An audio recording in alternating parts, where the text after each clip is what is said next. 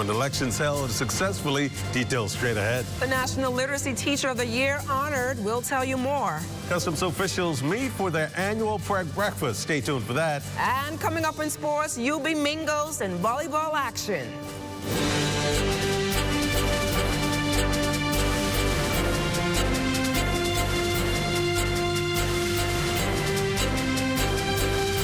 The Bahamas Tonight Access Now starts now.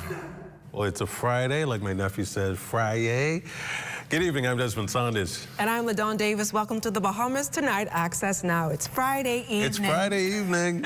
And we're going to have a whole lot of fun. We've got a band, we've got a saxophonist, so we're going to jazz things up. And then we have a vocalist, and she's pretty awesome. I'm not going to let the cat out of the bag too much, but she's pretty awesome. And I also see that we have the National Literacy of the Year, Teacher of the Year. And they're so glad that some deserving teachers are receiving their recognition, so that's a good thing. That's awesome. Yes, that's awesome, Desmond. All that and more coming up, but let's dive straight into the news for you this evening. And we start with the local government elections. Thursday's local government elections, for the most part, executed with little hiccups. And South Andros, Member of Parliament for the area, the Honorable Leon Lundy, sharing why polling division number 4 needed to be adjusted at the last minute for voters in that area.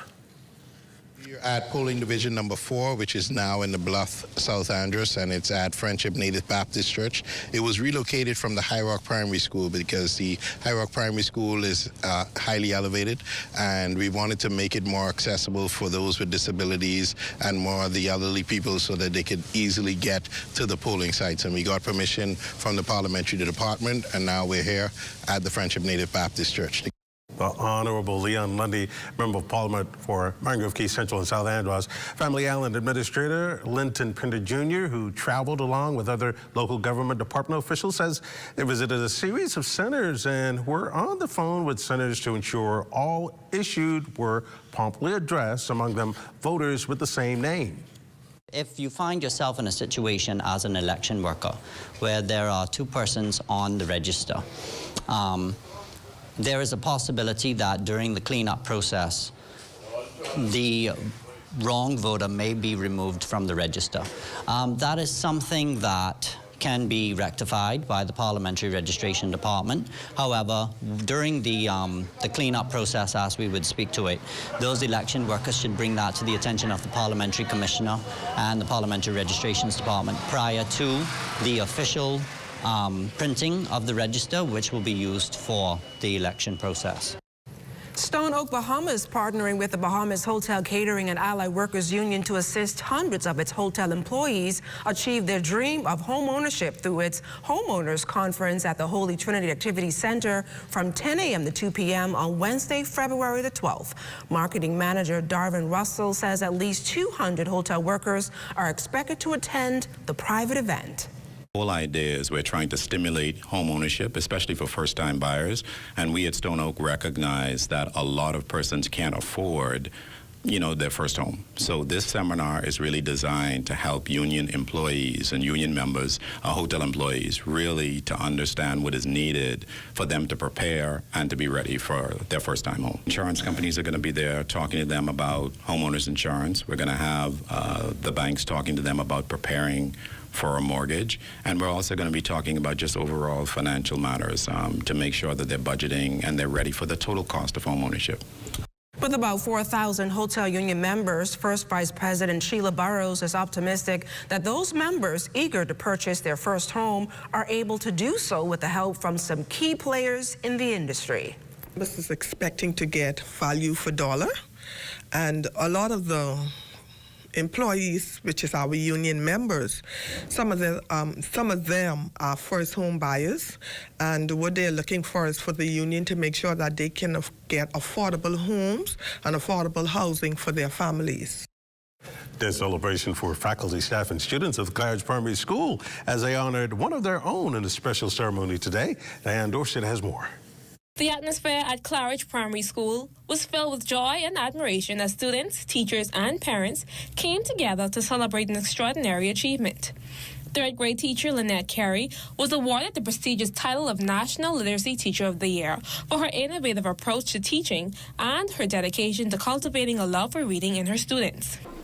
As I continue in this profession, I also strive to be a better advocate for literacy, not just in the classroom, but in our broader community. Literacy is a fundamental right, and we must work together to ensure that all students have the opportunity to become lifelong learners, thinkers, and leaders.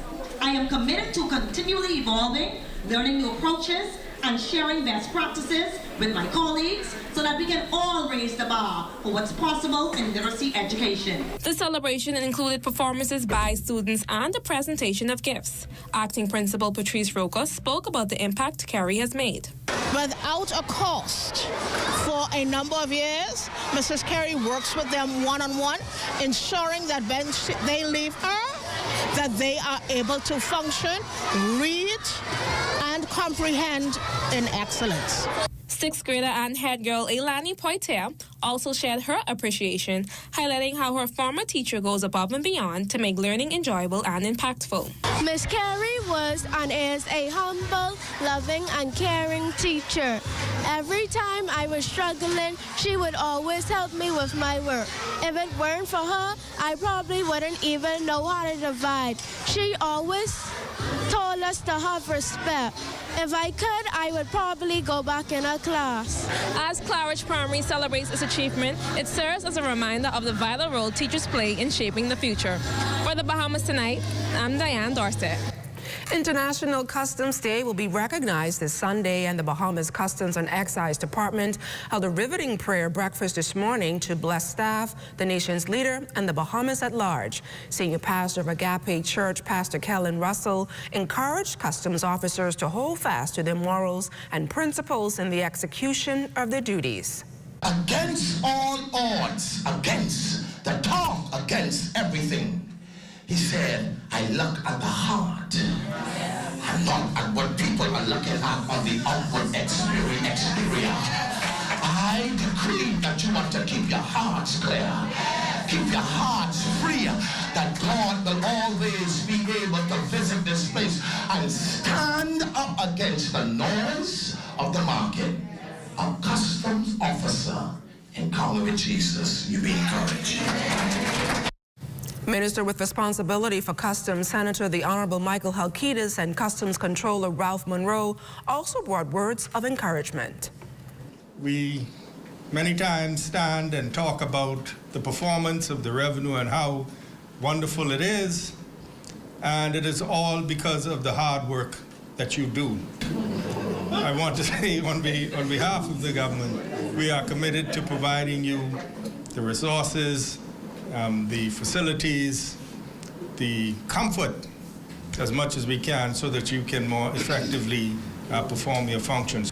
And this breakfast, as a matter of fact, is a precursor to the celebration of International Customs Day, which will be celebrated this coming Sunday, the 26th of January, amongst the 183 nations worldwide of the World Customs Organization. Here in the Bahamas, we want to accentuate the contribution that our officers are making to the Bahamas. And still to come, Lamont Gibson and the Encore Band in the house for a live performance. That and more when Access Now continues. After 30 years of banking, I've decided to take a leap of faith. I moved from banking into an untapped industry, which is manufacturing in the Bahamas. And now we are standing on 3 acres of land on which we're going to be putting the Bahamas' first end-to-end plastic recycling company, Eden Recycling and Manufacturing Company Limited. Eden has 2 arms, recycling and manufacturing. This is groundbreaking for us. It's never been done before. It really makes a difference, not only in the Bahamas, but even around the world. This is not just a project that we're doing so that we can make a couple of dollars. We want to make sure that it benefits those who come after us. In future generations, we hope that this is a small vision, that they will take it and they'll expand on it. We can have the formula for what it means to do end-to-end recycling in the Bahamas, in the region, and even if we have to export these ideas and thoughts and concepts even into the U.S.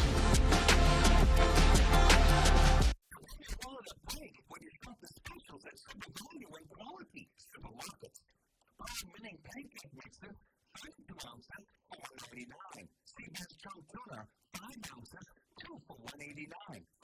Picnics, $199. per pound. Every time you shop, you can save at super value and quality supermarkets. The Alive Business Cybersecurity Summit is a vital resource for Bahamian businesses to tackle the growing threats of cybersecurity by bringing together experts that's sharing actionable insights from regional and international perspectives. We'll be also showcasing cutting-edge solutions. It is a huge step towards creating a more secure, informed, and cyber-ready Bahamas. Secure your future. Join me at the Alive Business Cybersecurity Summit. Out of Bay Street, heading east past the Nassau Cruise Port. Let's take a trip to the Family Islands.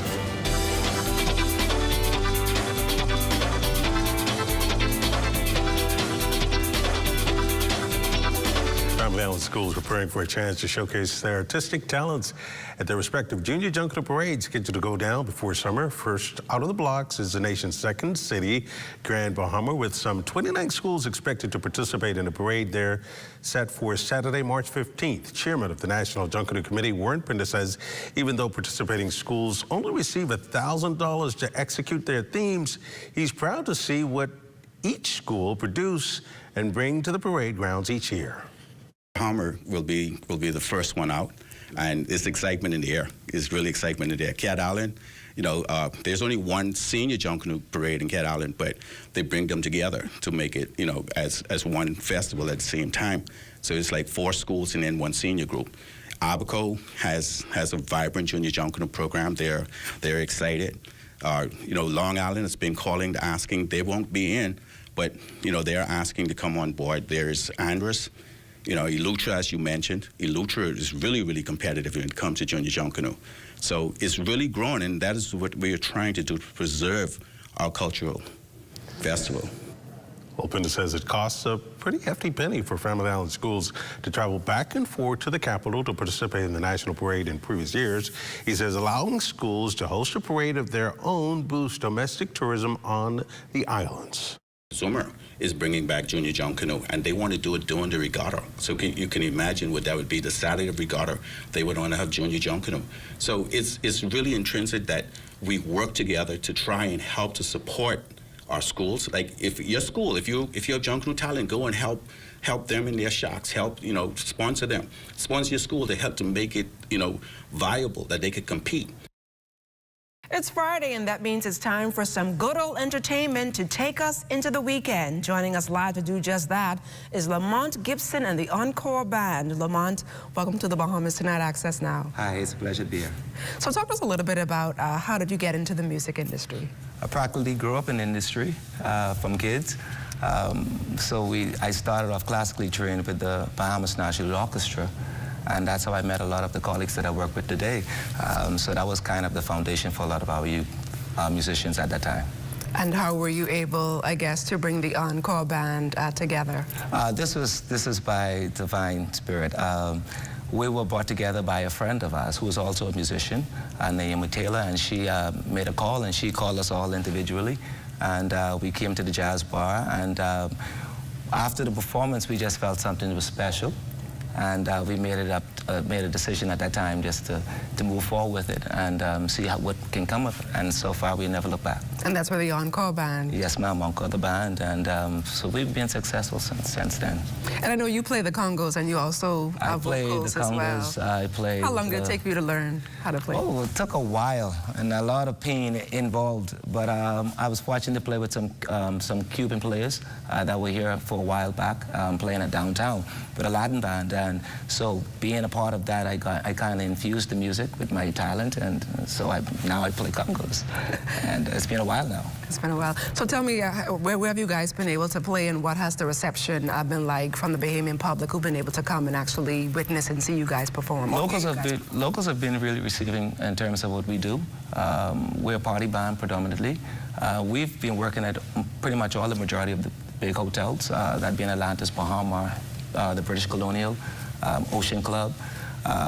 Predominantly, we're at the Jazz Club, John Baptiste Jazz Club, Sundays, Tuesdays, and Thursdays. We start at 8 o'clock, actually 9 o'clock. And we have a good reception from our audience. We have a good turnout as well. So you should come out sometime. Yeah, so what do you guys play? What are some of the things that you guys pop music, variety of everything. Pop music, we do some Bahamian music as well. Latin, Motown, old school stuff. So we do a lot of mature music, you know, music that you can get up on your feet and dance to.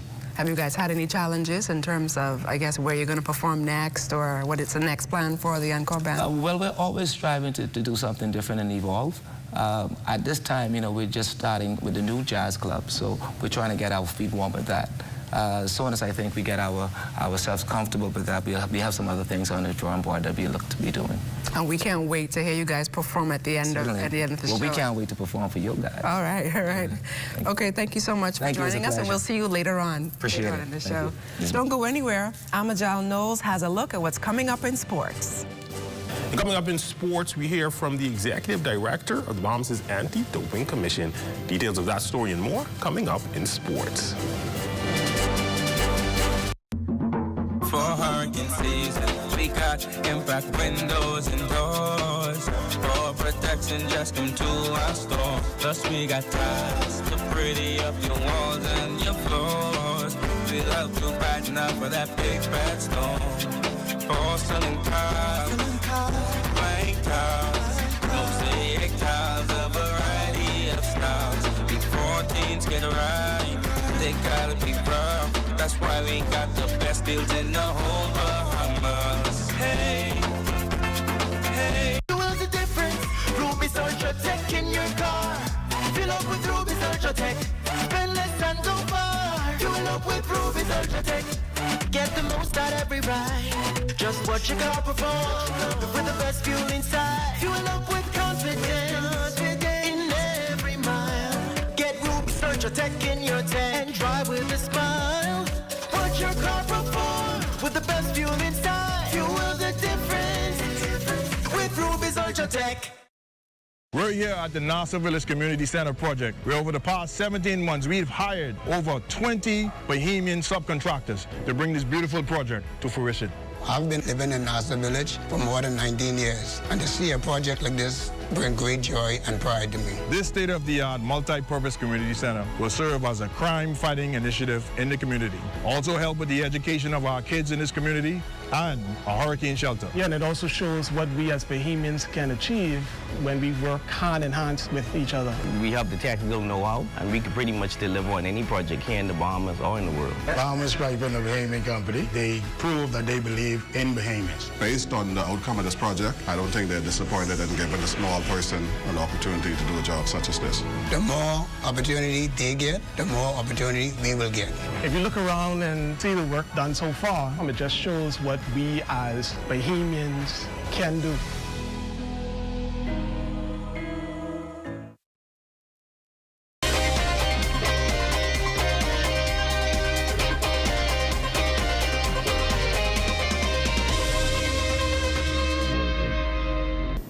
Welcome to your TGI of Sports, everyone. I'm Amajal Knowles. Stopping sports, clean sports is the mantra of the Bahamas Anti-Doping Commission, spearheaded by its Executive Director, Petra Haven. Haven, a recent participant at the World Anti-Doping Agency's 4th Annual Caribbean Forum held in the Cayman Islands. We caught up with her on the experience, as well as the Bahamas' standing around the region as far as testing is concerned. And it was really good. We were able to discuss a lot of the things that we've done over the past, say, year or since the last conference. And it focused on compliance issues and pretty much making sure that everybody was compliant to the World Anti-Doping Code. So no mandates that are specific to the Caribbean, but just the normal, ensuring that we continue with testing, because we've actually been doing pretty well in the region. Between us and Jamaica, we are the top 2 organizations in anti-doping in the region. So I'm very proud to announce that, not only from my team, but also, you know, for the country as well. So just the normal testing and ensuring that education initiatives are at the top priority, or top of our priority list for the year as well. Now, with the Carifta Games right around the corner, Batsy describing their role in ensuring that athletes are prepared for this year's games. So essentially, we just need to make sure that our athletes are prepared. When they go over there, we don't want them to be surprised or bombarded with anti-doping and not being able to understand the process. So what we essentially will do, we will have educational sessions with them, just making sure that they're prepared to know what's expected and what can possibly happen if they are selected for doping. Volleyball news, University of the Bahamas Mingo's women's volleyball team took on the Midnight Aces in showcase action. UB jumped out to a 12-7 lead and never looked back in the third set. They fed off the crowd's energy before moving on to win that set 25-20, secured the 3-zip match sweep, winning 25-12, 26-24, and 25-20. Leading the way for UB with 11 attacking points was Miracle Stubbs, who also had 10 kills. We executed everything we displayed in practice last night. Service was key, and playing our position correctly was very successful tonight. Brought the energy from last week. We were a little down this game. We brought it, and you could definitely see it with the crowd, especially the crowd. But we brought the energy, and we was more efficient with our hitting and our passing. The girls did very well tonight. And that's been Look at Your Sports on this Friday. A check on weather when we return.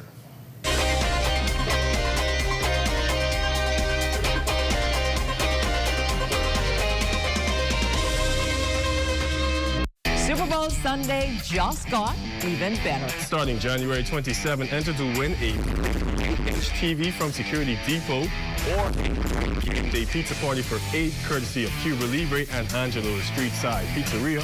2, enter to win to be one of 2 lucky winners of the Great Game Day giveaway. WhatsApp a photo of a 2025 Cuba Libre purchase receipt to 557-3488 with your name and phone contact by Wednesday, February 5th. Then, watch what's trending on February 6th to see if you're one of the lucky Great Game Day giveaway winners.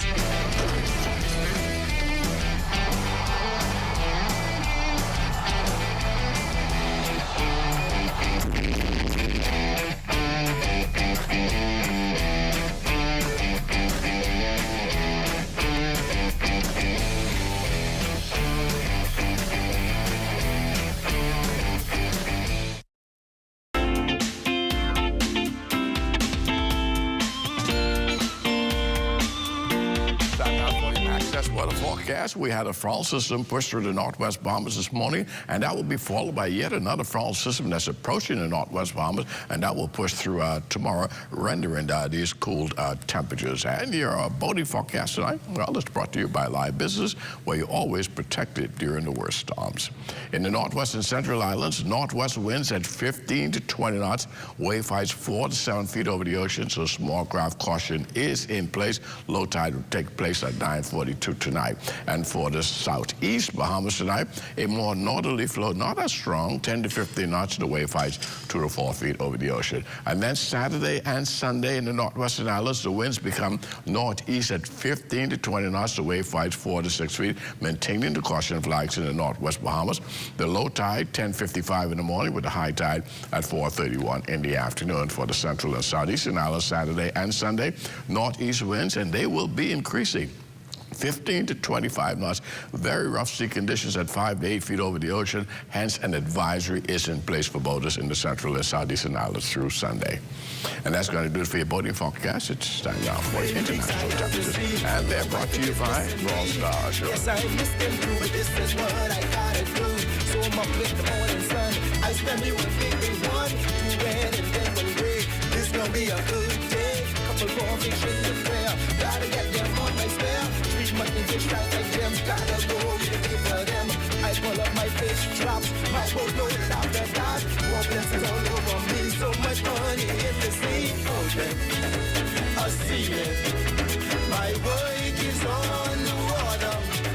And that's going to do it for your international temperature, brought to you by All Star Strong. It is the weekend, and perhaps the last weekend where you will see that cold Arctic blast, and that's because we anticipate a more moderate air mass to move in place next week, rendering some warmer temperatures, and but they'll still be pretty much mild during the nighttime. So join me at 11 o'clock for a full weather update. Desmond and LaDawn. Thanks a lot, Basil. And without further ado, Desmond, ladies and gentlemen, Lamont Gibson and the Encore Band.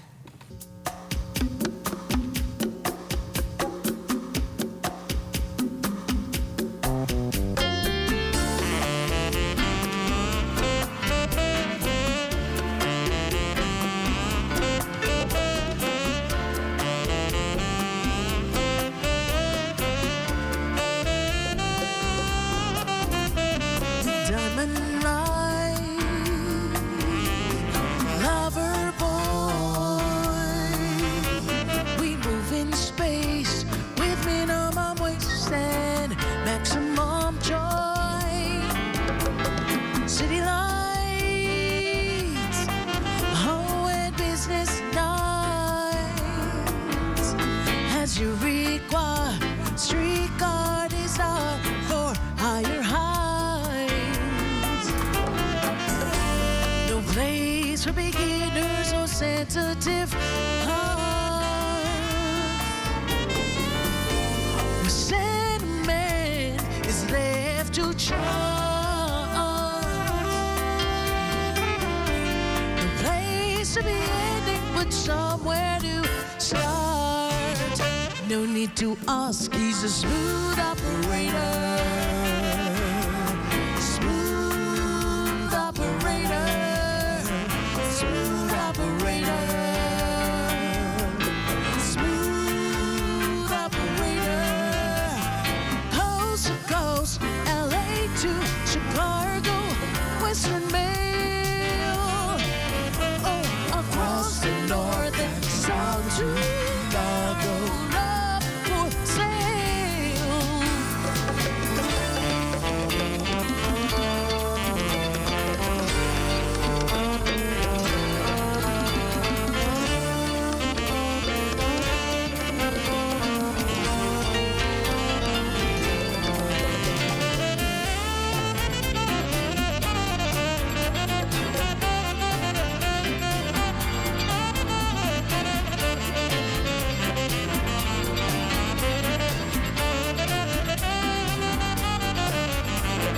Face to face, each classic case. We shadow box and double cross, yet neither chase. A license to love, insurance to hold. Melts all your memories and change it to gold.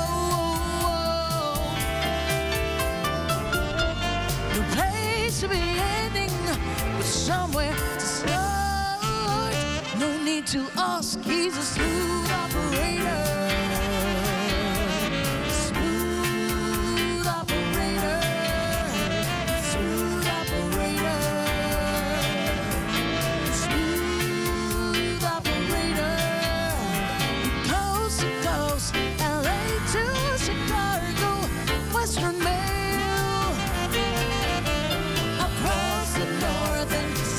To Gillargo, love for sale. Smooth operator. Smooth operator. Smooth operator. Smooth operator.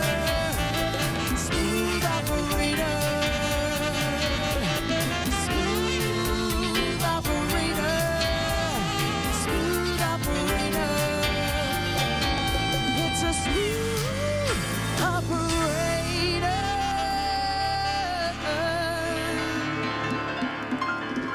It's a beautiful performance there by you guys, the Encore Band. How are you guys feeling about that performance? How are you feeling, Akia?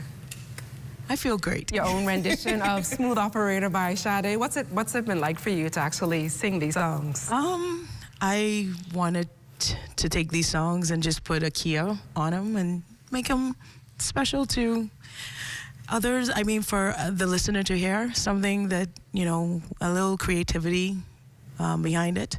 And you have such a beautiful voice. Wow, thank you. She sounds just like that. Thank you. Yes, she does. Yes, and I'm sure you were enjoying that performance as well. Thank you. Yes. Great job. Yes. Thank you, guys. You sing? All right. Yes. Jason, you want to sing a little or no? No, Just save it for later. Well, that does it for our Access Now, Desmond. It's been a great experience, great week, and great night. Have a good night, everybody. Good night, everybody. Stay safe. After 66 steps, I'm Matea Cunningham. This is ZNS.